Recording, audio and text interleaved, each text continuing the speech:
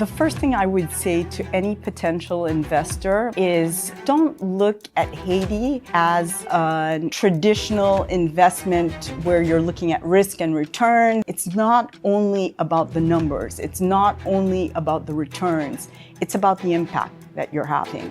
And Haiti is a country where you have the most opportunity of having an impact right now. There are ways to align your well-being, your company's well-being, and the community's well-being and reach success.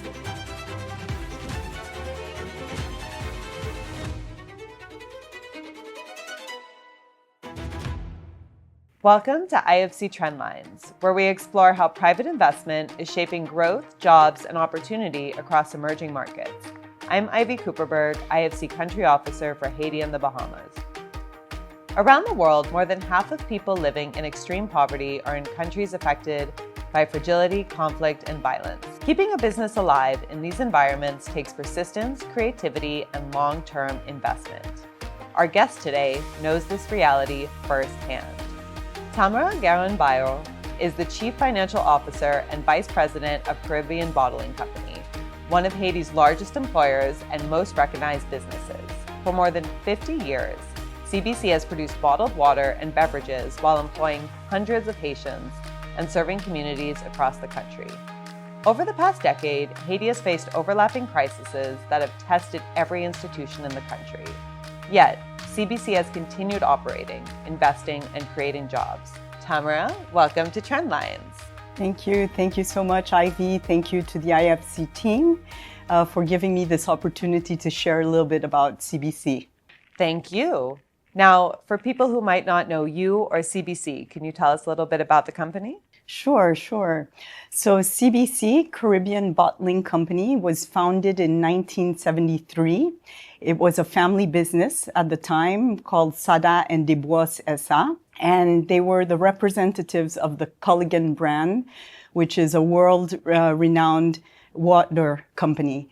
And so they represented Culligan in Haiti, and they started selling bottled water and filtration systems in Haiti. And in 2005, the company was going through bankruptcy, basically, and a group of dynamic investors invested in the company and bought the majority shares of the company.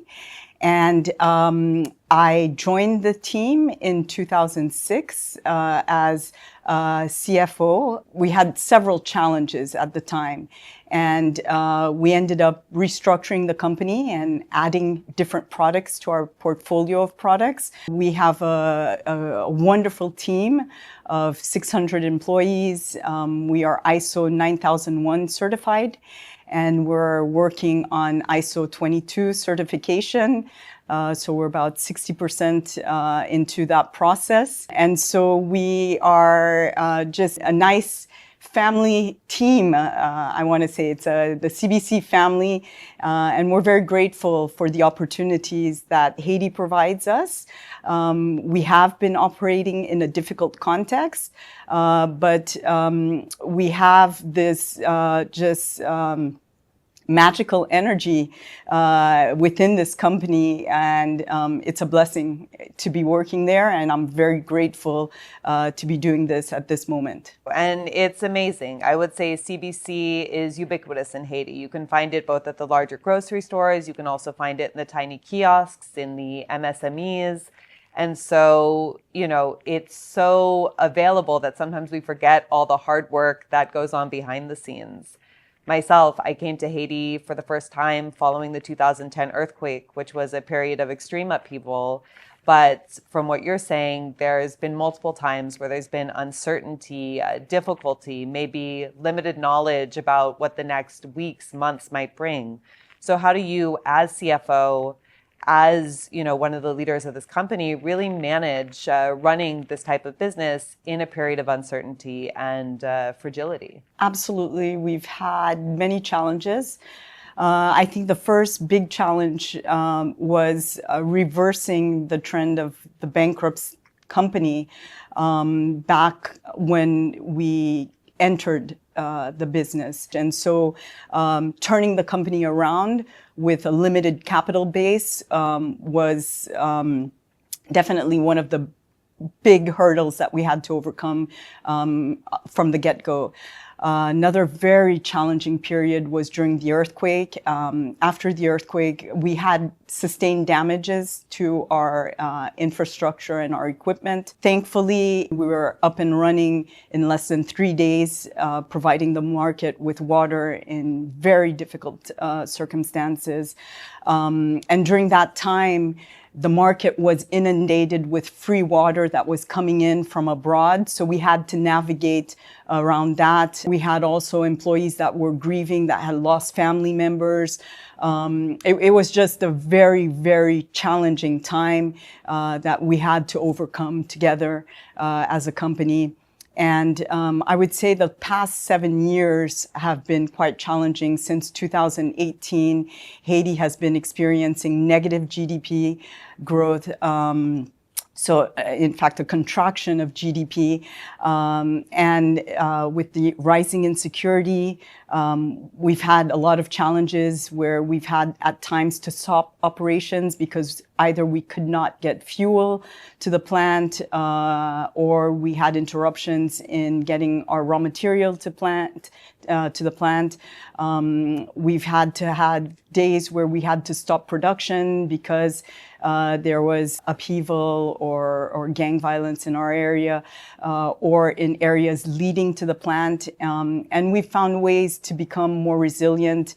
We've found ways to communicate better so that we know what areas to avoid and what areas we can function in.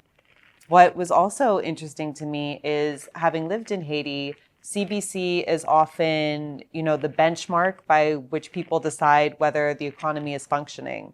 I remember shortly following Pays Loc and the gas was blocked, and we got an alert that CBC was going to have to stop operations. And that immediately, at the personal level, at the schools, the hospitals, that sends a signal to the economy, something's really wrong.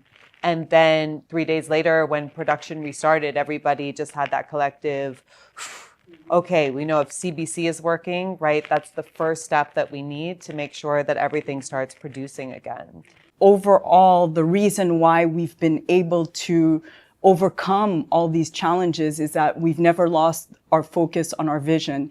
And our vision is to spread this world of wellness that we've been able to create within CBC, but to spread that around. And we stay true to our values and our customer satisfaction, listening to our customers. We stick to our values of integrity and our values of responsibility. And we have a responsibility towards the community. So we're engaged in different activities to be able to support the community that is also going through a tough time. So we're very mindful of the impact of our operations on the environment. And so it's that sense of responsibility that keeps us moving forward throughout the different difficult periods. So what's been amazing to me is that since 2018, when Pays Loc started, we've heard a lot about what you mentioned, the economy contracting. We've heard about manufacturing, productive sectors losing tens of thousands of jobs. And yet in the same period, CBC was creating jobs. So how is it that even in those difficult times, CBC was creating temporary jobs, long-term jobs? How do you see employment as part of what CBC does? So thankfully, we have a strong demand for our products. So that has allowed us to be able to answer to that demand, to create new positions, to expand our operational teams, to expand our operations, to hire more drivers and delivery members. So that has really fueled our growth. I think also innovation in different products and coming out with different product lines which are responding to consumers' needs and desires, have allowed us to grow and to hire more people. And right now we're looking at, again, another expansion project, and we're looking at expanding geographically also, and not necessarily being concentrated in the Port-au-Prince metropolitan area. And that will allow us to hire some more people to join the team. That being said, I have to say that when we look at Haiti, only 5% of jobs are being generated by the formal private sector. We have another 5% of jobs being generated by the public sector. And you have between 10 and 11% of jobs being generated by the informal private sector. And you have a very high percentage, over 75% of jobs that are created by the completely informal sector. So it's very difficult for the type of job growth that we need in Haiti right now to change, to uplift the country out of poverty. We need to be creating at least 100,000 jobs per year for the next 20 years. So right now, it's very difficult to lean only on the private sector in Haiti to be able to create those types of jobs. So we need to be able to attract foreign investments from the diaspora, and we need to be able to have policymakers that are able to formulate policies that encourage an ecosystem that allows the possibilities for SMSEs to grow and to expand and to move from the informal sector to the formal sector to eventually enlarge in the tax base. So yes, we're doing great work, but we need thousands of CBCs doing this work in Haiti. And we need to be able to accompany youth so that they can get the proper training, so that they are able to open their small or micro enterprise and they are able to create jobs, so that we can have that effect that we want to see to lift our country out of poverty. Haiti is very hot right now. It's the first time Haiti's in the World Cup in the last 50 years. We've seen a lot of events both inside and out of Haiti with diaspora, with domestic private sector, with people really now focused on Haiti's recovery and how the country can get to that next level and build that stability that then allows the country to really take off and flourish. For you as CBC, what do you think it's important for those, both for people who want to invest their own funds, for development financial institutions like IFC, for private investors, for them to know about what makes an investment work in Haiti, maybe sometimes what those challenges can be, and then what helps you get over them? The first thing I would say to any potential investor is don't look at Haiti as a traditional investment where you're looking at risk and return. It's not only about the numbers. It's not only about the returns. It's about the impact that you're having. And Haiti is a country where you have the most opportunity of having an impact right now.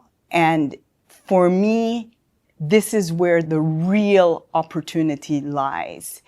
And so don't think of coming into Haiti and doing business as usual. You have to be able to be flexible. You have to be able to listen to the people that you are serving. You have to be able to listen to your clientele and understand what their needs are, what their wants are. And you have to be able to do that in a manner where quality is assured, where the dignity of people is respected.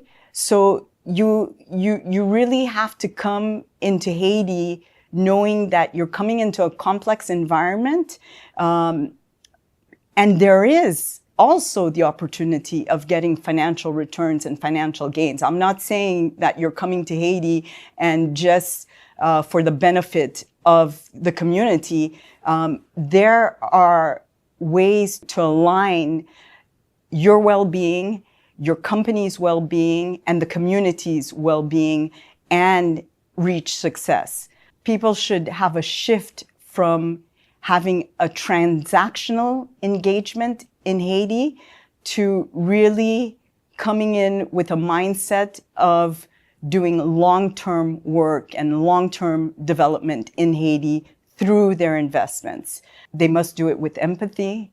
They must do it with discipline, and they must make these investments keeping in mind the alignment of their well-being and the community's well-being. No, thank you. I think that you touch on the inclusiveness of the Haitian business community and the way that doing business in Haiti really has to be looking at multiple angles, considering multiple groups, but by doing so, then you're really in it for the long term, and you're really able to, that old saying of you can go, if you want to go quickly, go alone, but if you want to go far, go together. And I really like all of those considerations that really have lent CBC to becoming the success it is, and to not only be by itself as a successful business, but as a company really bringing together the business community and showcasing what's possible within the country. And Tamara, thank you for joining us.